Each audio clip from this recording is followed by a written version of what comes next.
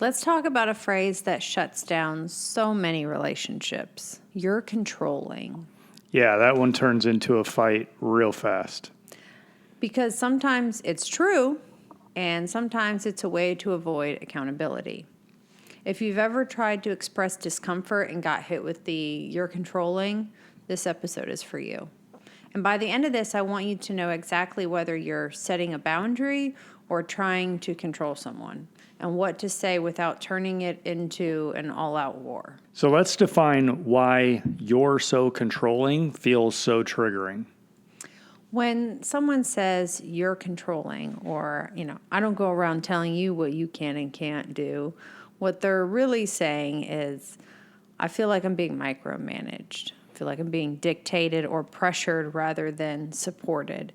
It's them telling you that your concerns feel like a demand for compliance or a criticism rather than a caring gesture. And let me ask you, the viewer, have you ever tried to calmly say that you're uncomfortable about something and somehow you became the villain in it? Like you're asking for basic respect and they call it control. That dynamic alone tells you something. Yeah, you don't get to have a problem with my choices, or your feelings are an inconvenience. And the person on the receiving end hears, my discomfort doesn't matter. My feelings don't matter. Essentially, I'm not as important as whatever this uncomfortable thing is. And that thing, it takes precedence over me. And let's break this down just a little bit more into what someone is likely saying when you hear "you're controlling." They feel pressured or managed. They perceive your concerns as attempts to dictate their decisions, their behaviors, or even personal choices. And they're often disguised as advice or concern. Next is "you're questioning my independence." When they say that, they feel that you don't trust them to make their own decisions, forcing them to justify their choices, which puts them on the defensive, such as who they, spend time with or how they spend their money, whatever. The next is "you're being overcritical." It can mean that your approach involves constant criticism, nitpicking, or making them feel inadequate, like you're judging them constantly. There could also be a deflection of responsibility. While in some cases this is a valid accusation, it can also be a defense mechanism. If you are pointing out a behavior that they don't want to be addressed, accusing you of being controlling can be a way to avoid that accountability or to put you on the defensive. They want to avoid feeling discomfort or shame. Most of the time, this is a reactive response to a situation, but it can be used as a gaslighting technique to maintain power and control. But what might actually be happening? So I feel like a lot of times it could be this anxiety-driven action. You might be trying to control a situation to manage your own fear or anxiety or need for safety, rather than really acting out of malice. I think there's also misunderstood intention. So your concern is intended as care, but it's interpreted as a demand for obedience, right? Being called controlling doesn't automatically mean you're controlling. Sometimes it means you touched a nerve with them. Yeah, they feel personally attacked and have become defensive. Their fight or flight mode is activated. Yeah, they're just on high alert to protect their feeling of independence. And when this happens, the intention of the conversation has totally shifted. You have to calmly bring it back to the reality of what exactly is bothering you. Let's break down what a boundary versus a control looks like. And let me make this crystal clear. When it comes to identifying what is a boundary versus what is a control, the simplest way to tell the difference is to look at who the rule is for. A boundary is a rule for yourself, while control is a rule for someone else. boundary would be like, I'm not okay with X, and here's what I will do if X keeps happening. So, for example, I don't enjoy being yelled at, right? Yeah. If you do continue to yell or raise your voice, I'm going to leave the room and we can talk later, or I'm just going to leave in general. And control is something like, you're not allowed to do X, and I'm going to punish you if you do. For example, if you're not allowed to hang out with those friends because I don't like them. So boundaries are about you. Control is about owning them and their movements. So my friend, she was in this situation recently where, and that's kind of where this stemmed from, was that her boyfriend has a friend that she doesn't think is a great person. He has a long-time living girlfriend that he's not faithful to, so that, puts a little bit of discomfort for her. And she tried to, her boyfriend was going to go meet up with him, and they were going to go to this place where there's just a lot of hoe activity, right? Okay. A lot of shady stuff, whatever. And so it made her uncomfortable, and she tried to express that, and her discomfort was met with, well, you're controlling. Was she going to go with him? No. Okay. No, if she was going to go with him, it would be a moot point. Okay. But trying to explain to him why she was uncomfortable about the situation, and that it, for her, it wasn't a control thing. It was just, you're hanging out with someone who I don't think has the best moral compass. Not saying that if he does this, you're going to do this, but you're just putting yourself in a situation that could be bad for our relationship, for us, right? Yeah.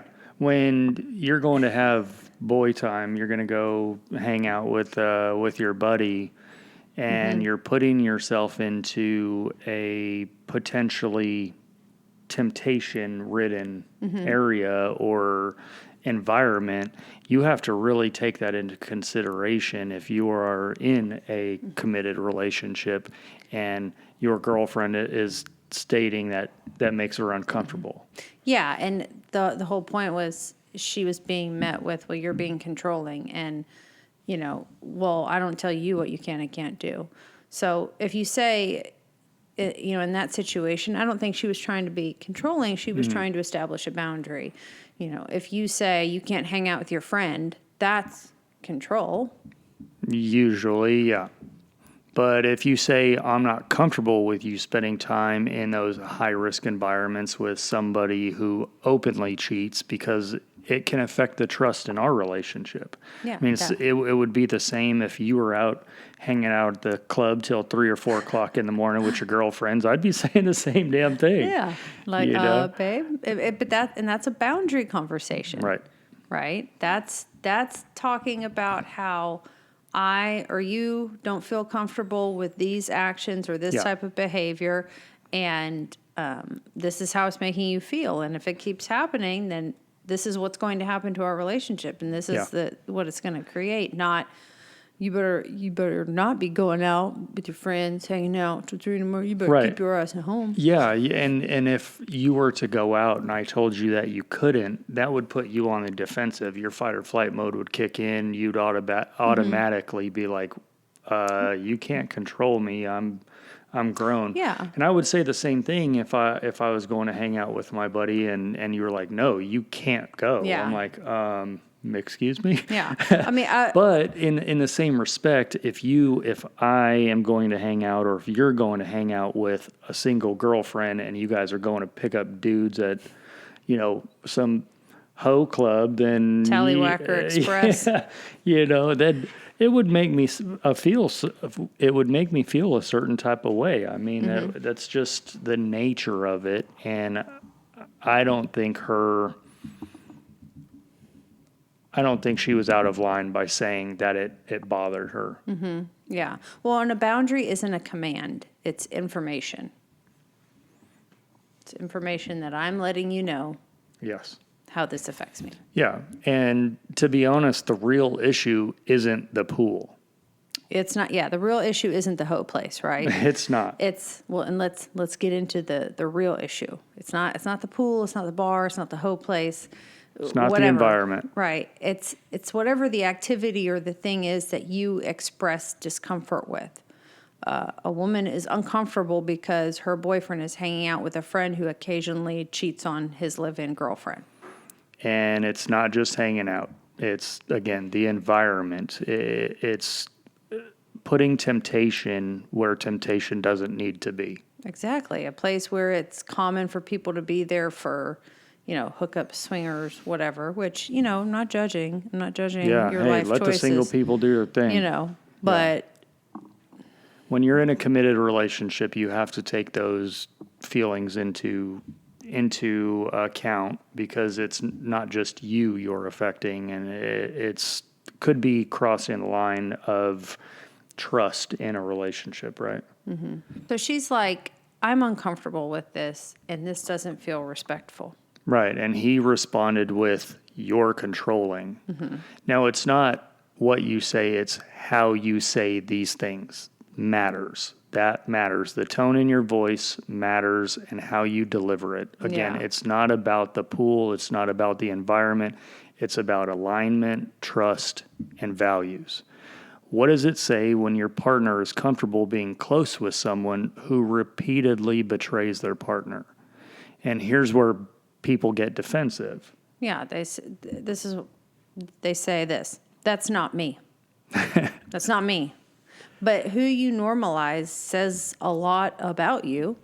And if you're okay with watching betrayal, you're training yourself to justify betrayal. And that's why this matters. If they protect the cheater, they are protecting the system and setting a precedent saying, I'm okay with this. So here's how to say something without sounding controlling and turning it into language of the you can't, right? It comes down to values and safety. You say something like, I'm not trying to control you. I'm telling you what affects my sense of safety and trust in this relationship. Yeah. When you choose environments like that with someone who doesn't respect commitment, it makes it harder for me to trust you. I need a partner who protects our relationship, even when I'm not around. And that's not a demand. That's a standard.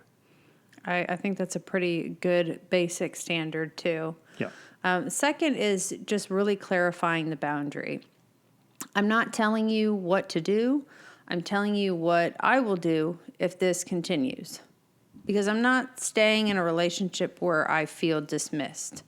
And if they still call you controlling after that, then they're not responding to your words. They're responding to your boundary. That's right. If someone calls you controlling for communicating respectfully, they're telling you they want their freedom without accountability.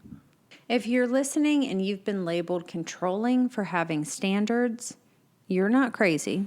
That's right. Boundaries don't control people. They reveal people. And the right person won't shame you for wanting basic respect. On the next episode, we're going deeper into this, talking about the company you keep and how it affects your relationship. Because your circle says a lot about your values. And if this episode gave you clarity, like and subscribe and stay connected with us. We're building conversations around the parts that most people don't explain. And if you've ever been called controlling for expressing a concern, comment boundary. We read the comments and we want people to know that they're not alone in this. Go ahead and like and follow our TikTok and Instagram. They'll be linked below for shorter conversations in between episodes. And then we will see you on the next one. Okay, bye. Okay, bye.